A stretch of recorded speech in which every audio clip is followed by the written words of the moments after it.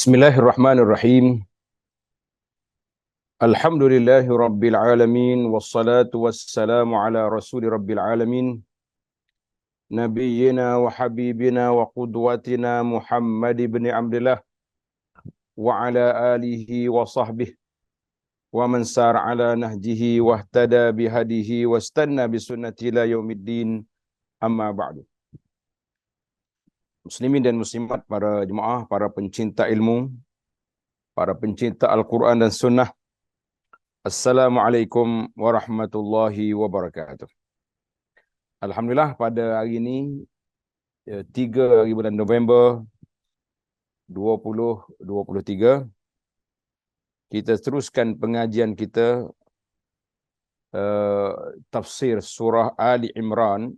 Tafsir surah Ali Imran bermula ayat 152, 153, 153, 154, 155. InsyaAllah kita ambil 5 ayat yang sangat menarik perbincangan dia, sebab ada kaitan dengan perjuangan dan juga ujian Allah kepada hamba-hambanya yang beriman. Jadi ujian Allah Ta'ala kepada hambanya berbeza-beza. Orang yang kuat imannya berat ujian. Orang yang lemah iman dia, ujian pun tak kuat. Sebab kalau diberi kuat, lari. Kecundang, kata orang. Belum apa-apa lagi sudah kecundang. Jadi diberinya, orang panggil, ujian itu mengikut tahap keimanan dan kekuatan iman seorang itu. Jadi kita pun jangan minta pula, oh aku nak tahu iman aku mantap ke tidak, minta Allah Taala uji yang kuat-kuat. Jangan. Jangan cari pasal. Nabi larang, la tatamannu liqa'al adu. Nabi kata jangan cuba nak jumpa musuh. Kita jumpa musuh, kita tak tahu lagi kita menang atau kita kalah. Sama juga kalau kita diuji oleh Allah Taala, adakah kita kuat dalam menghadapi ujian ataupun kita kecundang, rebah di tengah jalan, wal iyaz billah. Jadi para jemaah sekalian, tajuk yang kita akan bincang ni masih lagi dalam peperangan Uhud. Peperangan Uhud ni satu ujian yang getir bagi sahabat-sahabat Nabi, sebab di situlah Allah nak pisahkan di antara betul-betul orang yang beriman dengan golongan munafik yang ada pada ketika itu. Allah Ta'ala nak uji orang yang betul-betul beriman dengan golongan munafik yang wujud pada zaman Nabi sallallahu alaihi wasallam. Maka diujinya dengan peperangan, dan siapa yang mereka yang kuat, maka dia akan selamat. Siapa yang imannya lemah, dia akan tewas. Allahumma sabbitna alal haq. Kita sentiasa berdoa pada Allah supaya Allah jadikan iman kita mantap, iman kita kuat, pegangan kita kepada sunnah. Makin kita belajar, makin terasa kekuatan dan kekebalannya, insya-Allah. Baik para jemaah sekalian, kita pergi kepada ayat yang kita nak baca. Macam biasalah, anda baca satu ayat. Kemudian kita pergi kepada terjemahan dan juga perkataan ataupun dia panggil penjelasan kata. Jadi bagi jemaah yang nak cari kitab ni, yang ada kitab, saya baca kitab Tafsir Aisarut Tafasir. Terjemahan dia seperti di belakang saya tu. Di belakang anak tu, itu terjemahan dia. Tuan-tuan boleh carilah surah Ali Imran. A'udzu billahi minasyaitonir rajim. Wa laqad sadaqakumullahu wa'dahu iz tahussunahum biiznihi hatta idza fashiltum wa tanaza'tum fil amri wa 'asaytum min ba'di ma arakum ma tuhibbun minkum man yuridu ad-dunya wa minkum man yuridu al-akhirah ثم صرفكم عنهم ليبتليكم ولقد عفا عنكم والله ذو فضل على المؤمنين. Dan sesungguhnya Allah telah memenuhi janjinya kepada kamu. Allah Ta'ala dalam janji dia telah penuhi janjinya kepada kita, ketika kamu membunuh mereka dengan seizin Allah. Maknanya awal janji Allah Ta'ala memberi pertolongan kepada umat Islam dan telah terlaksana di peringkat pusingan awal. Sampai saat kamu lemah dan berselisih dalam urusan itu dan menderhakai perintah Rasulullah sallallahu alaihi wasallam. Kita akan tengok nanti kumpulan mana yang tak dengar arahan. Bila kamu berselisih dan melanggari perintah Rasulullah sallallahu alaihi wasallam, sesudah Allah memperlihatkan kepada kamu apa yang kamu sukai. Maknanya pada waktu pagi dalam peperangan Uhud ini, tentera Islam sudah menang, sudah menguasai kafir. Kalaulah mereka tak lari, tak tinggal tapak tentera pemanah atau bukit rumah itu, sudah pasti Abu Sufyan tewas di awal hari. Tapi tengok, Allah nak uji. Di antaramu ada yang menghendaki dunia, dia tengok banyak barang-barang, rampasan harta kafir tinggal kat bawah tu banyak, ada yang teruji. Dan ada di antara kamu yang menghendaki akhirat, mereka tak lari sekali-kali dan mereka syahid di atas bukit itu. Kemudian Allah memalingkan kamu dari mereka untuk menguji kamu. Dan sesungguhnya Allah telah memaafkan kamu dan Allah mempunyai kurnia yang dilimpahkan ke atas orang-orang yang beriman. Ayat ini kita pergi kepada huraian perkata, perkalimah. Sadaqallahu wa'dah. Apa makna sadaqallahu wa'dah? Artinya Allah melaksanakan janjinya yang telah dijanjikan kepadamu melalui lisan nabinya sallallahu alaihi wasallam kepada tentera pemanah. Tengok nota di bawah kata Allah Taala dah janji. Janji memenuhi janjinya sesuai yang telah diberitahu oleh Rasulullah sallallahu alaihi wasallam ketika memberi arahan kepada mereka pada saat beliau menyiapkan barisan mereka sebelum mula perang. Tuan-tuan kena ingat, lokasi Uhud ni kecil. Maknanya kita ambil satu ruang yang sempit je sebab tentera Islam ada 700. Asalnya 1000. Abdullah bin Ubay bin Salul lari balik dengan 300 tentera, tinggal lagi 700. Maka Nabi ambil tempat kecil, 50 orang Nabi letak di atas bukit nama dia Jabal Ainaini. Bukit tentera pemanah tu nama dia Jabal Ainaini, Nabi letak di situ. Maka Nabi telah beri arahan, jangan kamu tinggal tempat ini walau apa terjadi. Itu pasalnya. Maka dan Allah Taala akan beri kemenangan kepada kita dan janji Allah Taala telah berlaku. Maka Nabi kita perintah agar mereka tetap bertahan pada posisi mereka kerana kita kaum muslimin akan terus mendapat kemenangan selama para pemanah itu bertahan pada posisi mereka. Jadi setelah kita pemanah di situ, maka kafir tak boleh masuk, tak boleh serang kita. Tapi apa boleh buat? Tahussunahum, kalian membunuh mereka. Kata al-hasu di sini artinya membunuh. Maknanya pagi itu tentera Islam dah boleh bunuh dah tentera kafir. Biiznihi, atas izin Allah kepada kamu untuk merangi mereka dan dengan pertolongan Allah untuk melaksanakan peperangan itu. Fashiltum, kamu gagal dan takut untuk berperang. Tus'idun, kamu pergi dan melarikan diri dalam medan perang.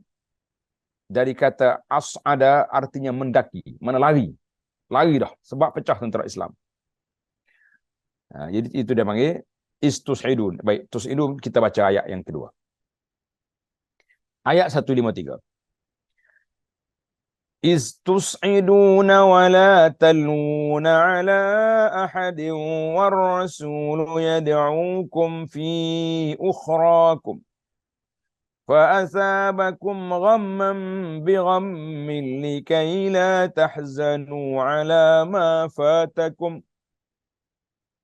ولا ما أصابكم والله خبير بما تعملون. Ingatlah ketika kamu lari dan tidak menoleh kepada seorang pun. Mana lari nak selamatkan diri, tak paling ke belakang. Sedangkan Rasulullah sallallahu alaihi wasallam yang berada di antara kawasan, di antara kawan kamu yang lain memanggil kamu. Nabi kata, ilayya ibadallah, ilayya ibadallah. Mari sini hai hamba Allah. Tapi yang lari itu tetap lari, tak dengar juga Allahu Akbar. Kerana itu Allah menimpakan ke atas kamu kesedihan dan kesedihan. Kesedihan demi kesedihan. Maknanya sedih lah sebab mereka telah dijatuhkan hukum. Supaya kamu jangan bersedih hati terhadap apa yang luput daripada kamu.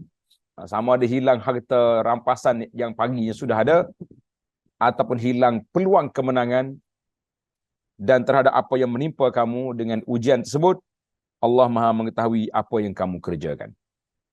Tengok makna penjelasan kata. Tus'idun dengan makna lari. Wala talwuna ala ahadin, kalian tidak menoleh kepada siapa pun. Lari tak tengok ke belakang. Allahu Akbar. Lari sungguh ni. War rasul yad'ukum fi ukhrakum. Rasulullah sallallahu memanggil kamu dari arah belakang. Ilayya ibadallah, ilayya ibadallah. Kita tak nak bayangkan tuan-tuan. Nabi panggil tentera supaya datang. Adanya lari. Ma fatakum, apa yang luput dari kamu, yakni rampasan perang sudah hilang. Wala ma asabakum, dan tidak pula terhadap apa yang menimpa kamu, yakni banyaknya korban nyawa dan luka-luka, rasa sakit dan letih.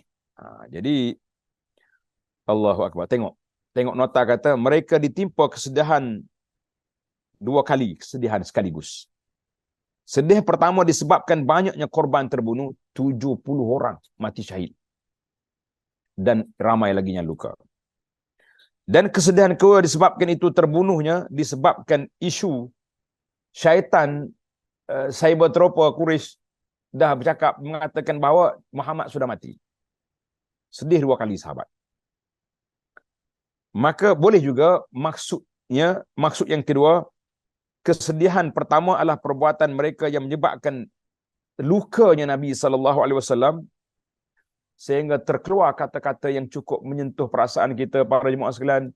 Nabi kata, lan yufliha qaumun syajara sanabihim, tidak bahagia mana-mana kaum yang melukai muka Nabi mereka sendiri. Allahu Akbar.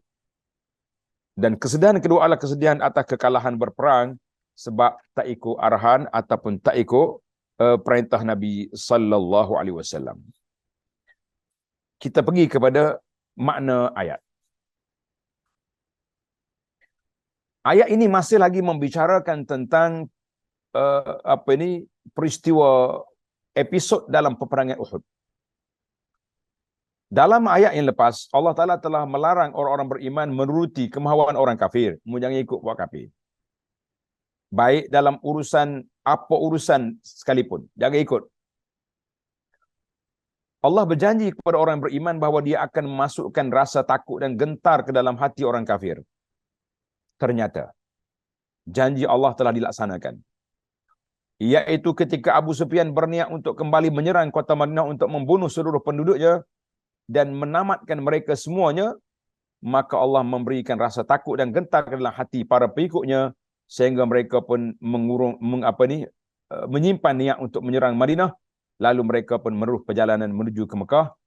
Orang yang beriman mengejar mereka hingga kepada satu tempat nama dia Hamra'ul Asad. Kalau kita ke Madinah sekarang,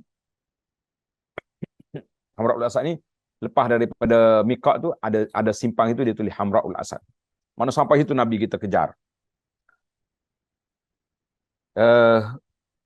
Dan Abu Sufyan telah lari balik. Telah meneruskan perjalanan lari ke Mekah. Jadi kita kata selesailah masalah. Kalau tidak, dia nak lanyak balik pada. Sebab dia tengok dia dah menang. 70 orang syahid. Tentera Islam ramainya luka-luka. Jadi kalau dia serang, sabar lagi menyerang, mungkin ramai yang mati.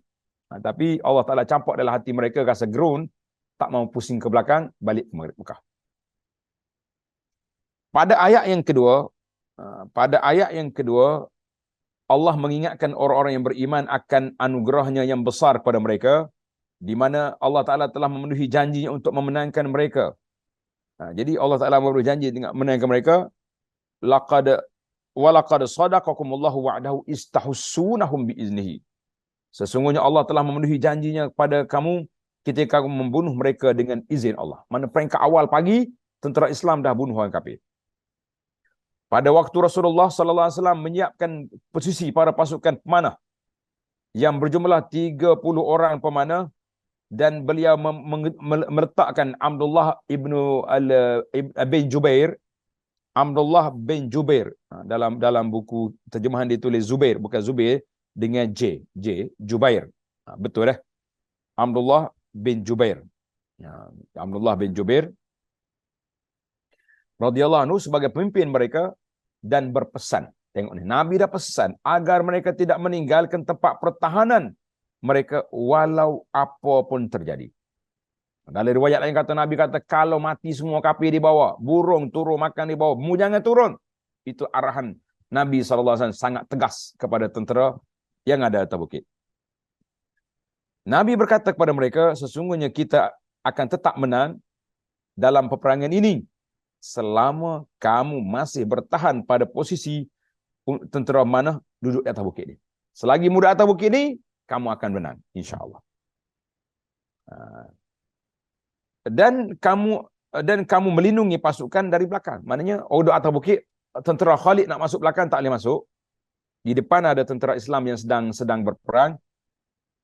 Dan ketika terjadi pertempuran, Allah Ta'ala melaksanakan janjinya bagi kaum mukminin, maka kaum musyrik pun itu lari tunggang langgang untuk menyelamatkan diri dan meninggalkan segala bekalan harta mereka, pedang-pedang dan lain-lain. Sementara itu kaum muslimin terus membunuh mereka dengan izin Allah dan dengan pertolongan Allah. Maknanya ini pusingan yang pertama pada waktu pagi. Dah menang Allah.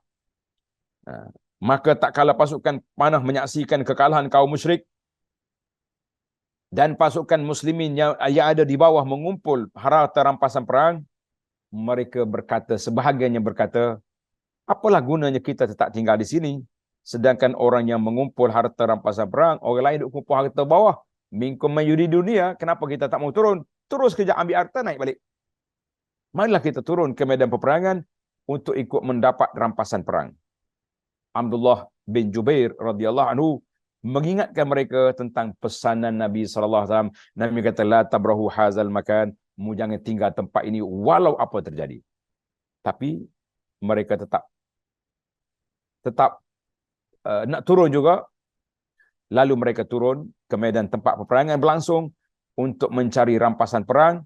Pada saat itu, ketua panglima Quraisy yang berada di belakang mereka, iaitulah Khalid bin Walid. Khalid bin Walid ni tuan-tuan, banyak peperangan besar dia lead, dan dia masuk Islam selepas Hudaibiyah, tahun yang ke-7 masuk Islam. Lepas tu dia jadi radhiyallahu anhu, jadi panglima perang Islam pula. Begitulah perjalanan hidup, kita tak tahu akhir kesudahan setiap orang itu, kita tak tahu. Kita doa ya pada Allah Ta'ala supaya Allah Ta'ala mati kita dengan husnul khatimah. Allah anugerahkan kita sabat, tetap istiqamah di atas jalan yang diredai oleh Allah Azza wa Jalla. Jangan sekali-kali rasa senang hati, rasa mudah, rasa orang panggil main-mainnya dengan istiqamah lah. Tengok Khalid 20 tahun lawan Nabi, 19 tahun baru masuk Islam. Maka Khalid tak kala melihat para pasukan panah telah mengosongkan kedudukan pertahanan mereka, hanya tinggal beberapa orang sahaja yang bertahan di sana bersama Abdullah bin Jubair, maka Khalid pun balik menyerang mereka bersama pasukan berkudanya. Dia naik atas, dia serang, pecah tentera. Sehingga ia berhasil menduduki posisi pasukan panah Muslim di atas bukit rumah dan membantai pasukan panah yang masih ada sana, dibunuhnya. Lalu Khalid bersama pasukannya menghujani anak panah kepada kaum muslimin dari arah belakang sehingga kekuatan muslimin lemah, pecah. Lalu pasukan musyrik yang sudah melarikan diri pun balik semula, yutan balik menyerang kaum muslimin.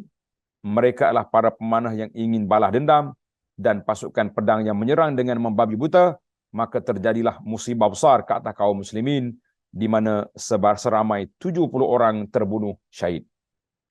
Di antara yang besarnya bapa saudara Nabi Hamzah bin Abdul Muttalib. Bahkan Rasulullah SAW pun terluka di wajahnya, patah giginya, dan pada keadaan genting itulah Nabi kita memanggil tentera syaitan, maaf. Waktu tu syaitan, setelah terbunuhnya Mus'ab bin Umair. Mus'ab ni comel orangnya. Kalau orang tengok jauh macam Nabi, maka syaitan berteriak mengatakan Muhammad qad qutila, Muhammad juga telah dibunuh. Maka pasukan Islam melarikan diri dari medan tempur, kecuali hanya sikit yang sabat, yang kekal di atas itu. Maka dalam kaitan ini Allah Ta'ala berberitahu, hatta iza fashiltum wa tanaza'tum fil amri, ketika kamu membunuh mereka dengan izinnya, sampai saat kamu lemah dan berselisih dalam urusan ini. Nabi mati ke tidak? Nak lari ke tidak? Allahu Akbar. Allah, dia yang dimaksudkan dengan bertikai di sini adalah perselisihan pendapat antara pasukan mana dengan komandan, dengan ketua mereka Abdullah bin Jubair, yang melarang mereka meninggalkan posisi pertahanan itu. Mereka diingatkan oleh Abdullah bin Jubair tentang pesanan Nabi sallallahu alaihi wasallam. Tetapi mereka telah membantah ketuanya atas pemahamannya itu, lalu mereka bergegah turun sekalipun dengan menyalahi perintah Rasulullah sallallahu alaihi wasallam. Hal itu mereka lakukan setelah mereka melihat kawan-kawan mereka telah menang dan pasukan musuh telah kalah dan melarikan diri.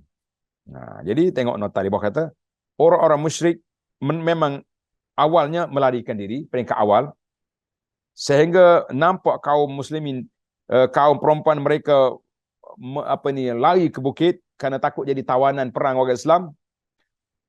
Kerana mereka takut menjadi tawanan, di antara yang lari itu Hindun binti Utbah, isteri Abu Sufyan. Dia sudah lari. Mari kita lari cepat, nanti kita ditawan, jadi tawanan perang. Tapi apa boleh buat, itulah keadaan yang berlaku. Inilah makna yang dimaksud oleh Allah, kamu asaitum, telah melakukan maksiat kepada Allah Azza wa Jalla. Bila laku maksiat, maka Allah Ta'ala tinggalkan pertolongan. Allahu Akbar.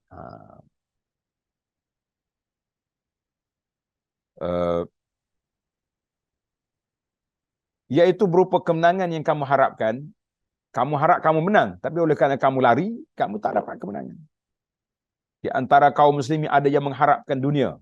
Inilah mengharap dunia sini, kita nak ke dunia tak salah.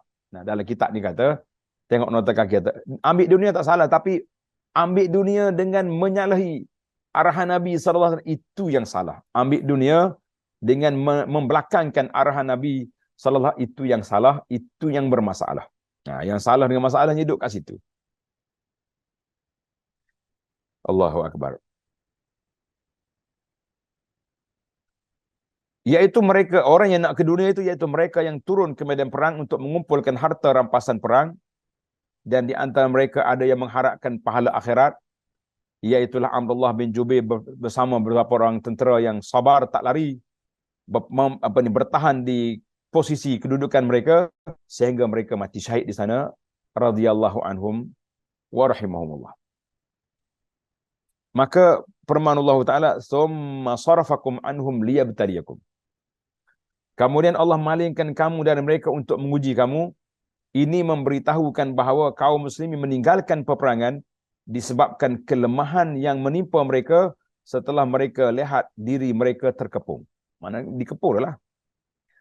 Di antara pasukan panah kaum musyrikin dan pasukan penyerang mereka. Kerana itu kaum muslimin lari menuju lembah untuk menyelamatkan diri.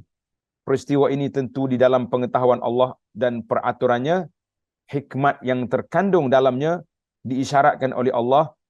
Allah kata apa? Liyabtaliyakum, Allah nak uji kamu. Agar nampak pada kamu, Allah nak tunjuk pada kita agar nampak siapa orang yang mukmin yang jujur dengan keimanannya dan siapa munafik yang berdusta, serta untuk mengetahui siapa yang sabar dan siapa yang mengeluh dengan keadaan itu. Jadi bukan semua hak lari itu munafik.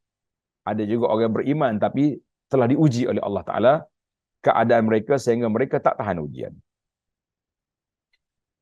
Tetapi walau macam mana pun, Allah kata walaqad afa ankum.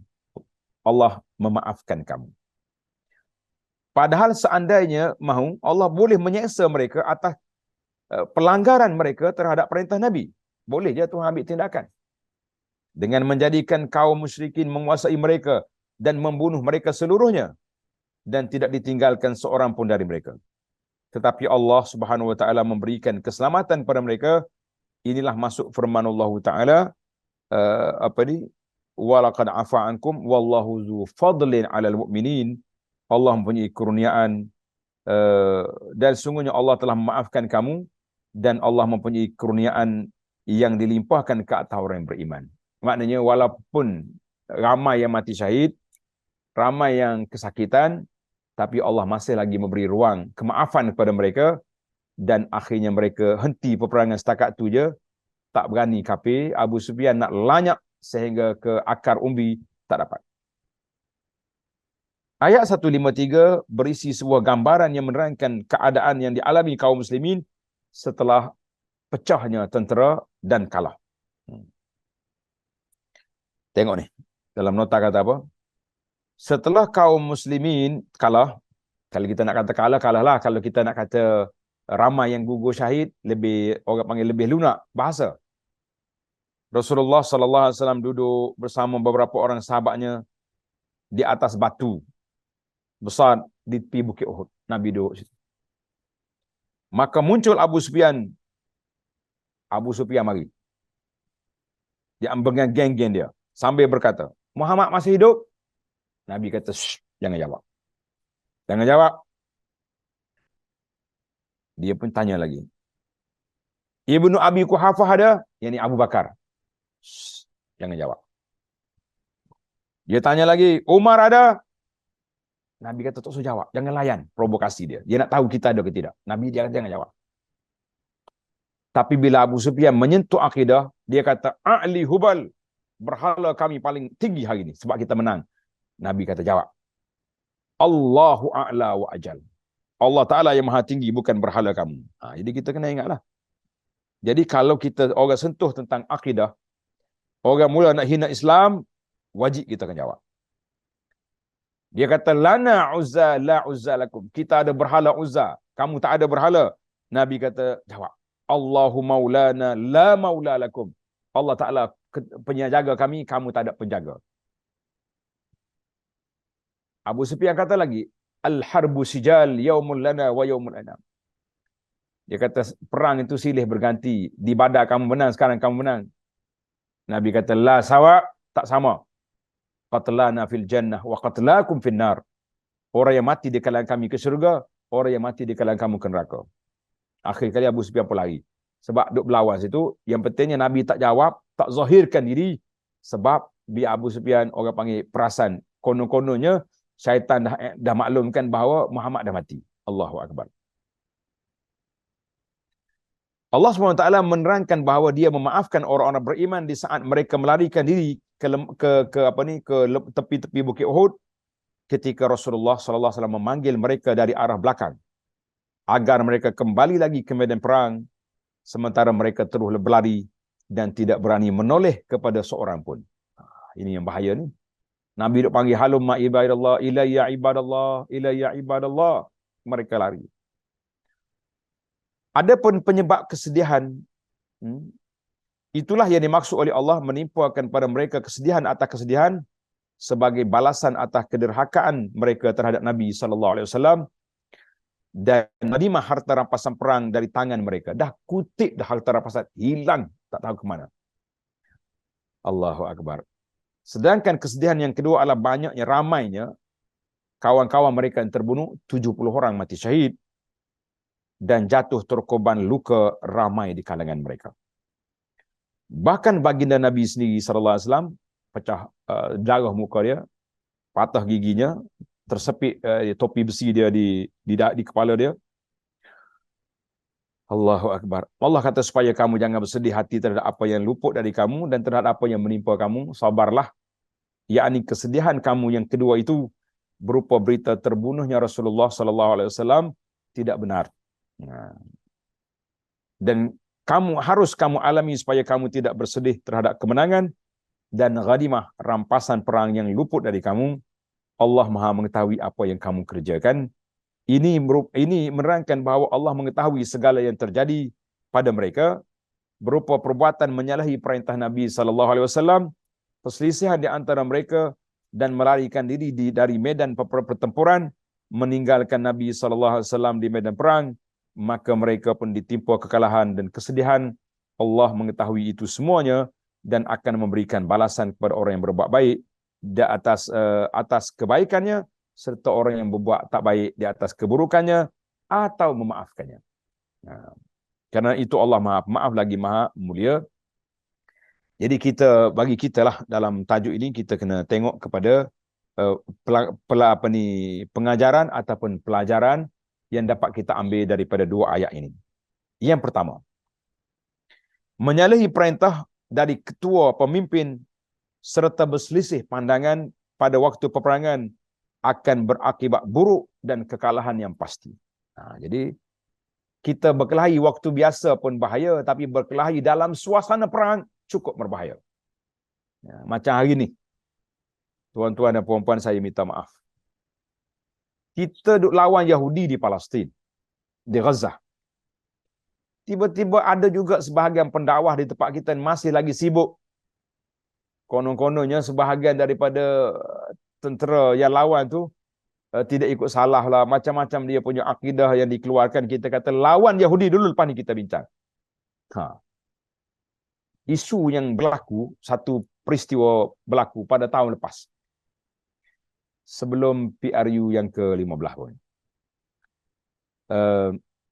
Suatu persidangan tentang Palestin dibuat di Kuala Lumpur, di Hotel Tabung Haji di Sepang. Anak hadir, dijemput, Alhamdulillah. Salah seorang daripada pembesar agama di sebuah negeri di Malaysia, saya tak sebut nama negeri lah, dia boleh tanya wakil Palestin, dia kata di tempat kamu ada ke Tauhid 3, Uluhiyah, Rububiyah, Asma' Sifat? Ada ke golongan-golongan salah yang ikut Ibn Taymiyah dan sebagainya? Kita kata Masya Allah, Tabarakallah. Tuan-tuan dan puan-puan tahu apa yang dijawab oleh wakil Imam Masjid Aqsa ataupun wakil pejabat agama Palestin. Dia kata, tuan-tuan, kami datang depan kami Yahudi yang sedang mengganyang. Kita bukan nak mari cari perkara-perkara furuk yang khilaf yang kecil-kecil seperti ini. Amamun al-Yahud walaysa indana al-khilafat. Dia kata kami sekarang berhadapan dengan Yahudi, bukannya duk berkelahi benda-benda yang furuk macam ni. Memalukan. Seminar antarabangsa tentang Palestin kita duk tanya benda-benda macam ni. Itu nampak tidak matangnya penguasa agama yang tertinggi dalam sebuah negeri boleh bertanya seperti itu. Kita kata subhanallah. Saya terkejut bila dia tanya. Sebab kebetulan dia duduk pula tak jauh daripada kita. Orang Palestin jeling lain macam ke sebelah kita. Kita kata, dia tengok ni. Dalam suasana perang, menyalahi khilaf satu perkara yang cukup buruk. Jadi patut ikut je arahan, jangan dikhilaf. Yang kedua, maksiat kepada Allah dan Rasulnya serta perpecahan yang terjadi di tengah umat Islam akan berakibat buruk pada mereka. Yang paling ringan adalah hukuman dunia dari Allah berupa kekalahan serta hilangnya negeri dan kekuasaan kaum muslimin. Sama lah kita hari ini. Kalau kita umat Islam yang ada peluang-peluang yang diberi ruang oleh Allah Ta'ala tidak bersatu, tidak berpakat untuk kuat sama kita, kita pergi ambil kawan kita yang bukan Islam, yang nampak kecenderungan perjuangan mereka sangat anti kepada Islam, kita akan nampak kesan-kesan bibit-bibit itu sudah nampak. Orang Arab kata tu'ti ukulaha, hasilnya sudah mula muncul satu demi satu. Contoh saya tak sebut, tuan-tuan boleh fikir sendiri. Kita dalam suasana maklumat di hujung jari. Yang ketiga, setiap musibah yang menimpa hamba, pastilah di sisi Allah ada musibah yang lebih besar darinya. Kerana itu wajib baginya memuji Allah sekalipun kerana musibah. Jadi sebab itu bukanlah musibah yang lebih besar yang menimpanya. Jadi kita ni, kalaulah kita ditimpa musibah sekalipun, kita mesti puji Allah. Kita kata alhamdulillah ala kulli hal wa fi kulli hal. Wa na'udzubillahi min hali ahli nar. Segala puji bagi Allah bagi setiap perkara dalam semua benda, dan kita minta berlindung Allah daripada sifat ahli neraka yang tak sabar. Dan kena letak situ. Jadi kita kena puji inna lillahi wa inna ilaihi raji'un. Jadi kena puji Allah Taala. Itu yang dikatakan oleh ulama akidah. Allah SWT ni yuhmadu fi kulli syai, dipuji oleh Allah Taala walaupun dalam perkara yang kita tak suka, kita kena puji Allah. Ini adab. Yang keempat, secara zahir, kekalahan pada perang Uhud adalah musibah. Tetapi di sebaliknya merupakan nikmat yang besar. Kerana dengan kejadian itu kaum muslim menjadi tahu bahawa fenomena kemenangan dan kekalahan itu terjadi sesuai dengan sunnatullah. Bukan kata bila jadi orang Islam mesti menang. Tak. Menang ada syarat. Sehingga sesudah peristiwa itu, mereka tidak boleh melupakannya sebagai pengajaran dan pelajaran sampai ke hari ini. Kalau kita berkelahi, apa ni, Allah Taala sebut fatafshalu wa tazhabari hukum. Kalau kamu berkelahi sama orang Islam, kamu akan lebah, akan hilang kekuatan kamu. Jadi ini pengajaran peperangan Uhud ni sampai hari ni pun tak habis-habis. Alhamdulillah saya tulis sebuah buku, tajuk dia Madinah Munawwarah, Kelebihan dan Sejarah.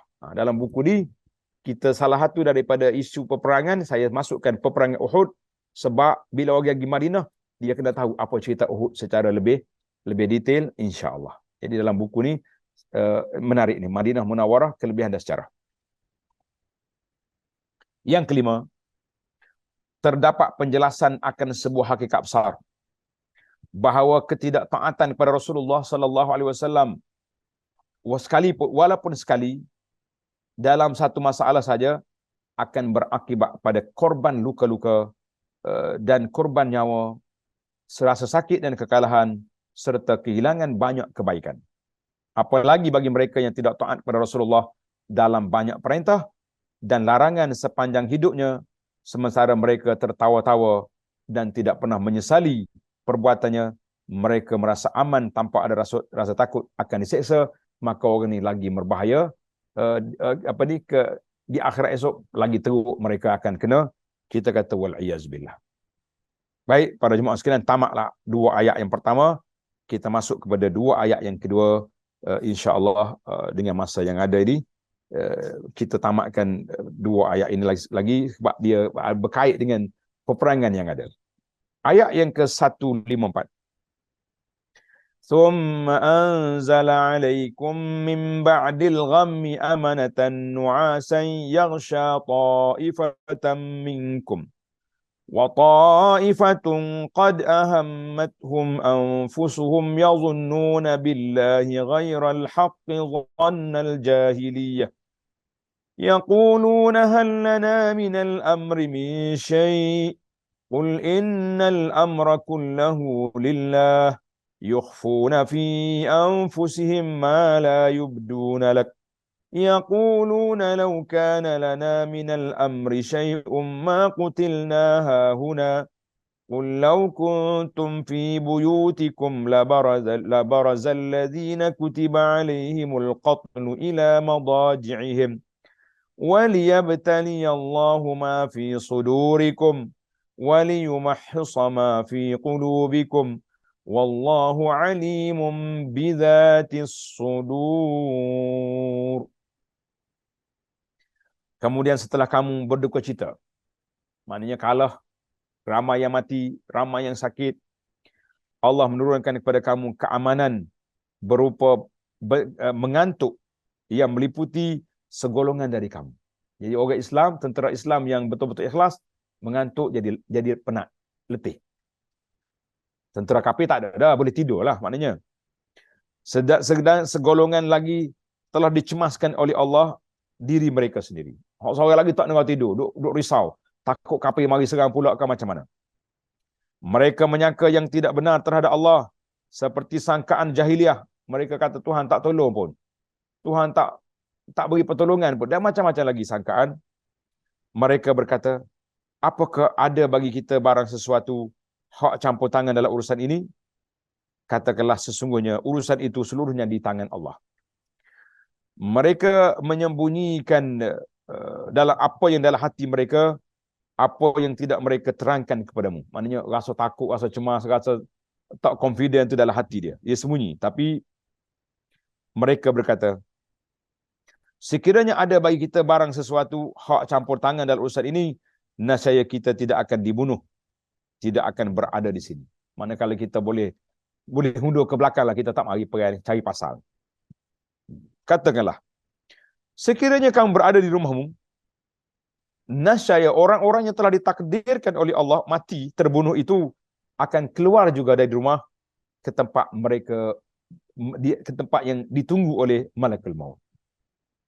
Dan Allah berbuat demikian untuk menguji apa yang ada dalam dadamu dan untuk membersihkan apa yang ada dalam hatimu, dan Allah Maha mengetahui segala isi hati. Tengok dia punya makna kata-kata dulu.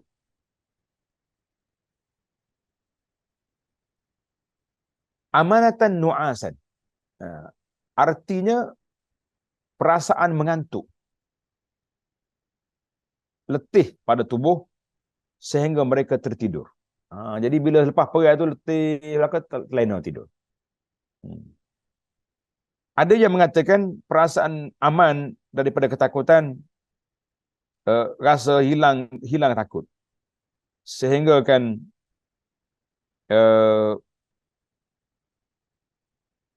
ada kata kita tengah tidur, jatuh pedang. Jatuh pedang. Celak, ambil balik, tidur balik. Sampai begitu sekali Allah Ta'ala beri ketenangan kepada tentera-tentera Islam yang kesakitan. Yaghsha ta'ifatan minkum, rasa mengantuk itu mengenai orang-orang yang beriman dan bukan orang munafik. Orang munafik duduk gelisah, risau, takut ya dia. Ahammathum anfusuhum, mereka dicemaskan oleh diri mereka sendiri. Artinya mereka hanya memikirkan keselamatan diri sendiri tanpa peduli kepada musibah yang menimpa Rasulullah sallallahu alaihi wasallam bersama sebahagian sahabatnya. Dia tak mikir, dia mikir dia. Ini puak munafik. Zannal jahiliyah, sangkaan jahiliyah, iaitu rasa percaya mereka bahawa Nabi terbunuh dan beliau tidak akan diberi kemenangan oleh Allah, kuat. Hal lana minal amri syai', apakah ada bagi kita suatu hak dalam urusan ini? Maksud sebenarnya bahawa kita tidak memiliki sedikit pun hak campur tangan. Manakala kita boleh sekat Nabi tak mau datang ke Uhud ni, lagi baik. Tapi dia tak dengar buah kita, tak dengar kata kita. Itu maksud. Ma la yubduna lak, apa yang mereka tidak terangkan kepada kamu, maknanya perasaan dalam hati dia disembunyikan, dia tak cerita. La barazal ladzi, orang-orang yang sudah ditakdirkan terbunuh itu akan keluar dari kota Madinah untuk menemui ajal mereka di mana-mana. Jadi kita belajar ayat ni, kita kena ingat. Kalau ajal kita sampai di mana pun, kalau kita pergi tengok orang duduk di Palestin, ramai lagi orang tak mati. Walaupun ramai juga yang mati, maknanya ajal itu ada. Kutiba alaihimul qatlu, yakni mereka yang sudah tertulis ketentuan ajalnya dalam buku catatan takdir yang berada di Lauhil Mahfuz, mereka tak boleh lagi. Madaji'ihim, dalam bentuk jamak dari kata madja', artinya tempat berbaring, tempat tidur. Tapi dimaksud di sini adalah tempat di mana mereka mati terbunuh. Waliyabtali Allah, artinya waliyabtaliya, untuk menguji, waliyumahhisa, ini ada, waliyumahhisa Allahu allazina amanu, artinya membezakan, yakni menunjukkan identiti, orang panggil watak sebenar. Watak sebenar sesuatu agar berbeza dari yang lain. Seperti menunjukkan sifat iman dari sifat munafik, rasa cinta dari rasa benci. Jadi Allah Ta'ala nak tunjuk dengan cara mereka lari tak lari, mereka duduk dekat Nabi ataupun mereka langgar arahan dan sebagainya. Istazallahum syaitan, mereka digelincirkan oleh syaitan, yakni mereka dijerumuskan ke dalam perbuatan dosa besar berupa melarikan diri dari medan jihad, dipanggil at-tawalli yaumaz zahfi, termasuk dalam al-kabair, dalam dosa besar. Ayat 155, innal ladzina tawallaw minkum yawmal taqal jama'an innamastazallahumuz syaitanu bi'adhi ma kasabu wa laqad 'afallahu 'anhum innallaha ghafurun halim. Sesungguhnya orang-orang yang berpaling di antara kamu pada hari bertemu dua pasukan, pasukan Islam dengan pasukan kafir, hanya saja mereka digelincirkan oleh syaitan. Syaitan mari kacau supaya tinggal tapak tadi, disebabkan sebahagian kesalahan yang telah mereka perbuat di masa lampau. Sebab dosa-dosa kita yang ada, itulah Allah Ta'ala beri ruang kepada syaitan untuk nak menggelincirkan kita. Dan sesungguhnya Allah telah beri maaf pada mereka. Sesungguhnya Allah pengampun lagi maha lemah lembut dengan hambanya. Baik para jemaah sekalian, kita pergi kepada huraian ayat. Ayat ini masih lagi membicarakan tentang perang Uhud. Allah SWT pada ayat 153 memberitahu tentang beberapa hal yang amat penting. Yang pertama, bahawa sesudah peristiwa duka cita yang mendalam yang menimpa orang-orang yang beriman itu, Allah turunkan secara khusus bagi mereka yang memiliki keyakinan kuat akan pertolongannya. Perasaan aman yang sempurna sehingga lenyaplah rasa takut dari mereka. Jadi itu rasa aman, tenang, tak takut. Bahkan salah seorang dari mereka tertidur sementara pedangnya di tangannya terjatuh, lalu diambilnya kembali. Jadi kata yang tertidur tu siapa dia? Abu Talhah, Az-Zubair, Anas, Lena. Siapa pedang jatuh tangan. Allah. Sedar ambil balik. Takut dikacau oleh musuh. Masya Allah. Tertidur, ambil balik. Allah Ta'ala berfirman, kemudian setelah kamu berduka cita, Allah turun pada kamu berupa mengantuk yang meliputi segolongan dari kamu. Itu yang pertama.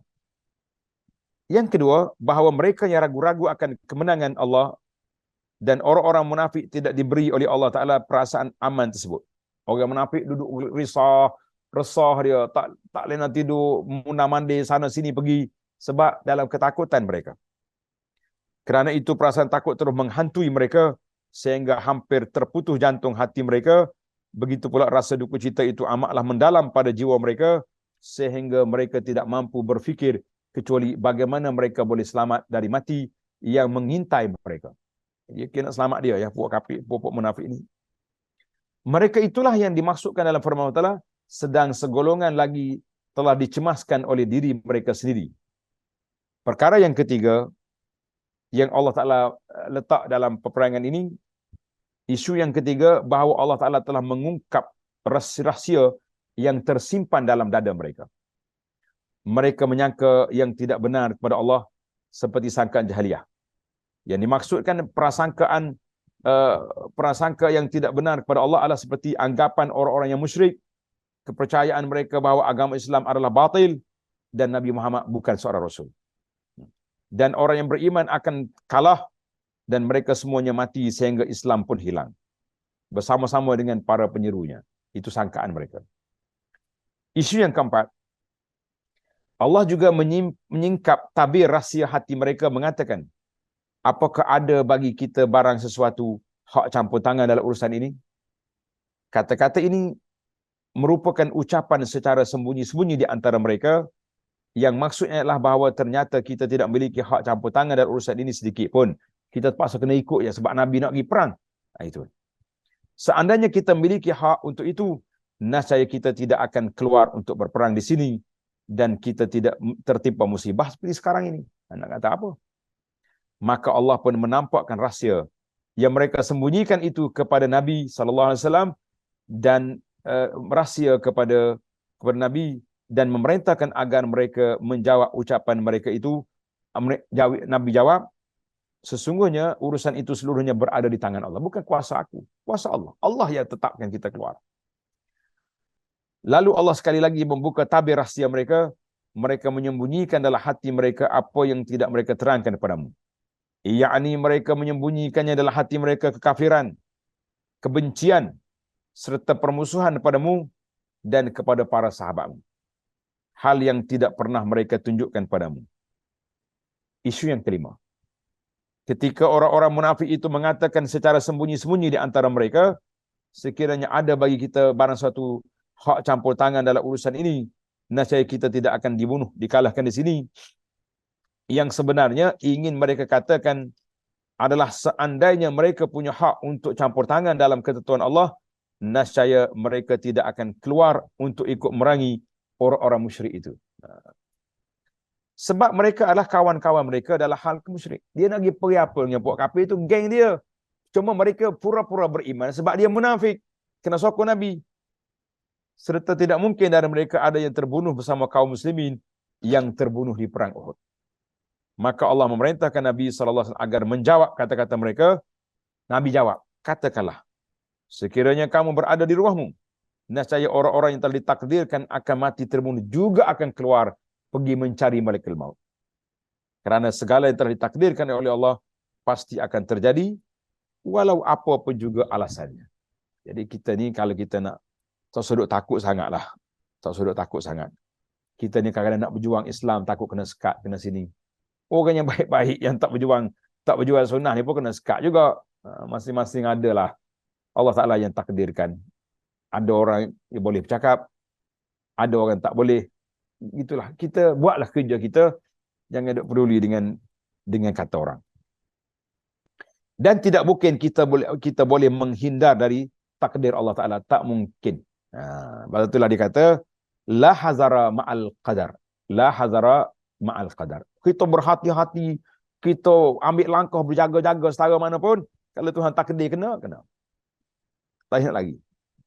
Dan pasti kamu akan ikut keluar ke medan perang Uhud dengan takdir Allah Taala sebagai bentuk ujian untuk mengungkap, menzahirkan apa yang sebenarnya dalam rahsia hatimu. Dengan demikian akan nampaklah rahsia hatimu yang selama ini hanya diketahui oleh Allah dalam ilmu ghaib, dan jadilah hal itu diketahui dengan jelas oleh Rasulullah sallallahu alaihi wasallam dan orang-orang yang beriman, kerana Allah Maha mengetahui segala isi hati. Itulah maksud yang terkandung ayat, qul law kuntum fi buyutikum la barazal ladzina kutiba alaihimul qatl. Jadi Allah Taala akan nyatakan apa yang dalam hati kamu dengan ujian yang tersebut. Baik, pada ayat berikutnya, ayat 155, terkandung pernyataan Allah Taala mengenai satu hakikat yang mesti diyakini, bahawa sesungguhnya mereka yang melarikan diri dari tengah medan tak kala berlakunya peperangan berkecamuk, dan ketika menghadapi kesulitan besar, sebenarnya syaitanlah yang menjerumuskan mereka ke dalam kesalahan tersebut. Dia ikut godaan syaitan.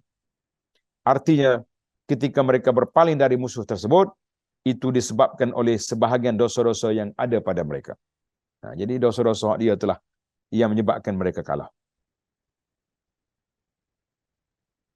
Jadi dosa dia itu apa? Menyalahi perintah Nabi sallallahu alaihi wasallam.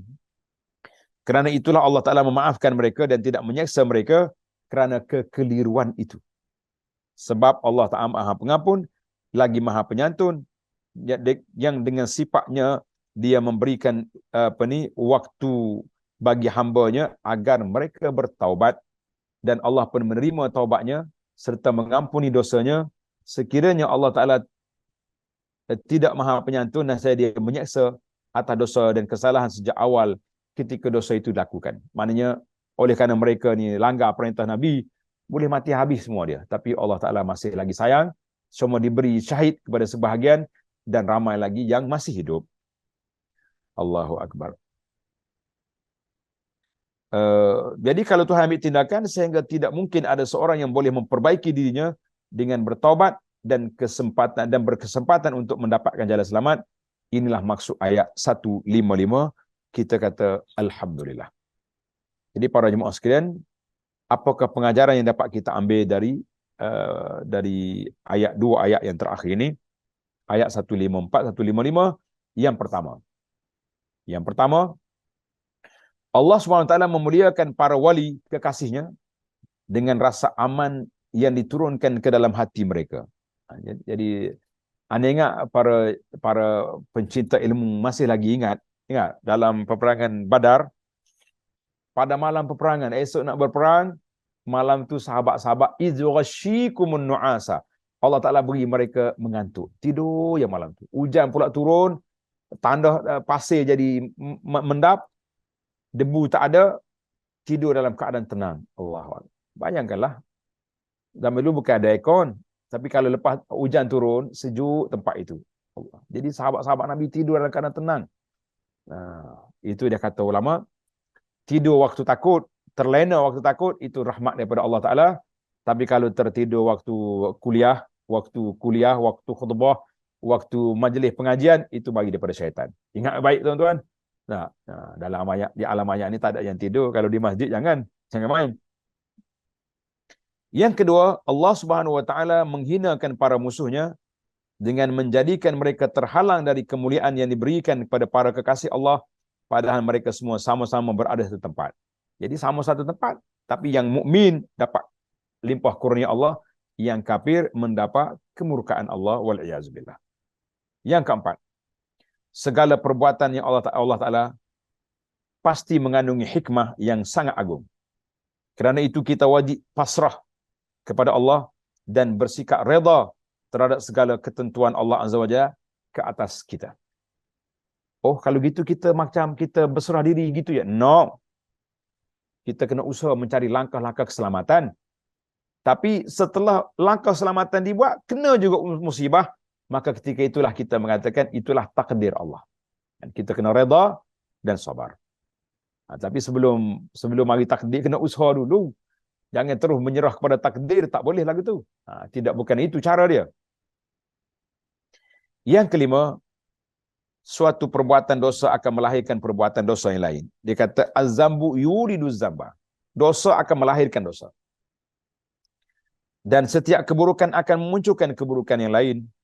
Kerana itu kita wajib bertaubat dari dosa-dosa dengan segera. Jangan tunggu dosa itu beranak. Contohnya, mula-mula orang ni marah kepada orang. Bila marah, dia mula mengumpat. Bila dia mengumpat, dia akan membenci. Dia akan hasad. Maka dia akan beranak. Akhir sekali habis sifat-sifat buruk mazmumah tu tertimpa ke atas kita. Ini yang berbahayanya para jemaah sekalian. Jadi kita kena ingatlah dosa melahirkan dosa yang lain. Dosa akan melahirkan dosa yang lain.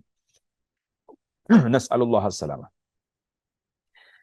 Maka kita wajib bertaubat, kita bersihkan hati kita, bersihkan diri kita dari semua dosa-dosa dan perbuatan-perbuatan yang tidak baik.